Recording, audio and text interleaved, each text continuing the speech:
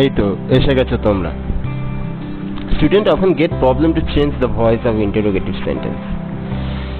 ছাত্রছাত্রীদের এটা খুব সমস্যা হয় যে ভয়েস চেঞ্জ করার সময় ইন্টারোগেটিভ সেন্টেন্সকে কিভাবে অ্যাক্টিভ টু প্যাসিভ করব। Trust me, it will never be a problem for you after watching. বিশ্বাস করো, এই ভিডিওটা দেখার পরে তোমাদের আর এই সমস্যাটা থাকবে না। So we will learn today how to change active to passive of interrogative sentences. আজকে আমরা শিখব কিভাবে ইন্টারোগেটিভ সেন্টেন্সকে অ্যাক্টিভ টু প্যাসিভ করতে হয়। তো at first we should know what are the questioning words. প্রশ্ন করতে গেলে আমরা যে ওয়ার্ডগুলো ইউজ করি সেগুলো কি কি ধরনের হয়।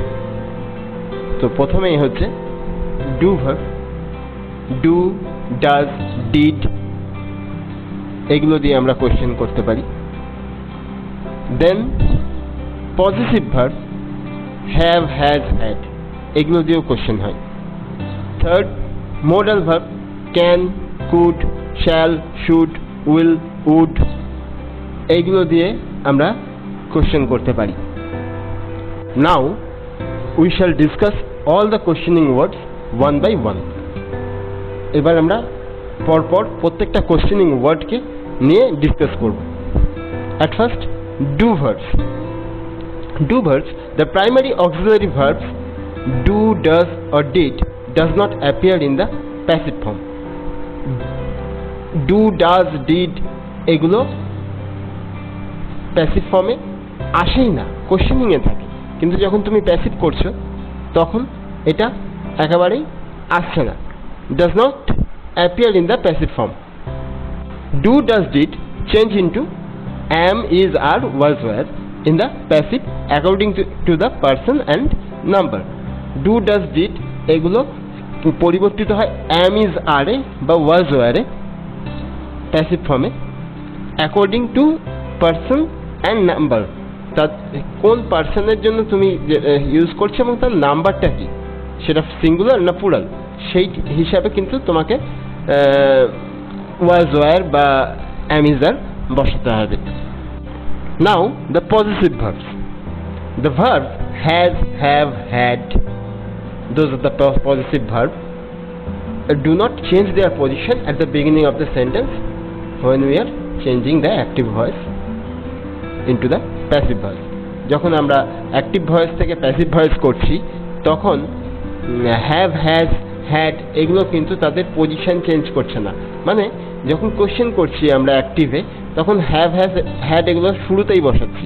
তো প্যাসিভেও যখন করব তখন কিন্তু হ্যাভ, হ্যাজ, হ্যাড সেই নিজের জায়গাতেই বসবে, এগুলোর কোনো পরিবর্তন হবে না। এবার modal verb.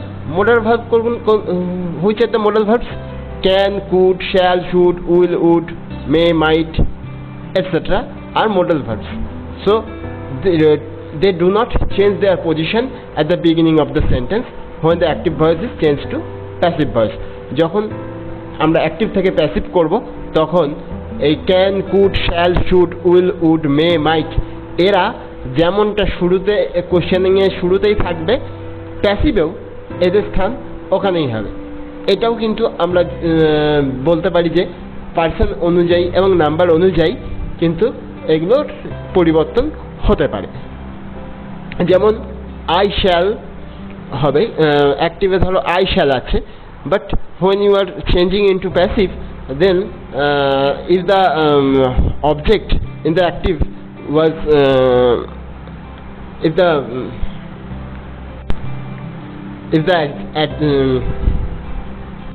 if the object in the passive is you, then you should not use shall.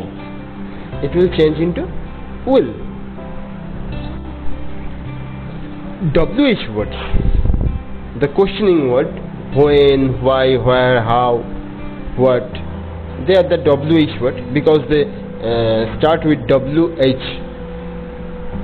It does not change their position at the beginning of the sentence when the active voice is changed into the passive voice. এই WH ওয়ার্ডগুলো when, why, where, how what, এগুলো কিন্তু এদের position change করছে না। এরা অ্যাক্টিভেও যেমন শুরুতেই থাকে, প্যাসিভেও তেমনই থাকে। But when the question come to who, যদি প্রশ্নে who থাকে, then it will change into by whom, and it will replace in passive voice whom, by whom দিয়ে কিন্তু বসবে, মানে who আর ওখানে হবে না, by whom দিয়ে আমাকে বসাতে হয়। আচ্ছা, if the active sentence start with whom, then we will change it into who। তার মানে যদি অ্যাক্টিভে কোনো কোশ্চেন হুম দিয়ে থাকে তাহলে সেটা প্যাসিভে হু দিয়ে স্টার্ট হবে, আর হু দিয়ে থাকলে কি বললাম, বাই হুম দিয়ে হবে। Now I will introduce to you a 3-step formulation that will help you to change the voice in interrogative sentence active to passive, which আমরা এখন একটা পদ্ধতি শিখব যেটা 3টে স্টেপের পদ্ধতি। এটা তোমাকে অ্যাক্টিভ থেকে প্যাসিভ করতে, ইন্টারোগেটিভ সেন্টেন্সকে অ্যাক্টিভ থেকে প্যাসিভ করতে তোমাকে হেল্প করবে। We can change the voice active to passive by following 3 steps. First, change the interrogative sentence into statement. তার মানে ইন্টারোগেটিভ যে সেন্টেন্সটা তুমি পেলে সেটাকে প্রথমে স্টেটমেন্ট আকারে নাও। স্টেটমেন্ট আকারে মানে সেটার মধ্যে আর কোনো কোশ্চেনিং থাকবে না। Step 2, now change into passive the statement, মানে ফার্স্ট স্টেপে যে তুমি স্টেটমেন্টটা করলে সেই স্টেটমেন্টটার এবার প্যাসিভ করো, যেটা তোমার পক্ষে খুব ইজি হবে, কারণ এরকমই তুমি আগে শিখেছো চেঞ্জ টু কীভাবে প্যাসিভ করতে হয় অ্যাক্টিভ থেকে প্যাসিভ, যেমনটা তোমরা স্টেটমেন্টগুলোকে করে এসছো। Third, now reinterrogation of the passive তেমন অফ দ্য স্টেটমেন্ট। এবার ওই যে স্টেটমেন্টটা তুমি প্যাসিভ করলে তাকে আবার ইন্টারোগেটিভ সেন্টেন্সে পুট করো, তার মানে ওটাকে আবার ইন্টারোগেশন করো। আমরা যদি এই পদ্ধতিটা অনুসরণ করি, কয়েকটা এক্সাম্পলের মাধ্যমে আমি এখানে দেখানোর চেষ্টা করব, I think it will help you much. But today I will split it in two videos, part 1 and part 2. The video will be lengthy, so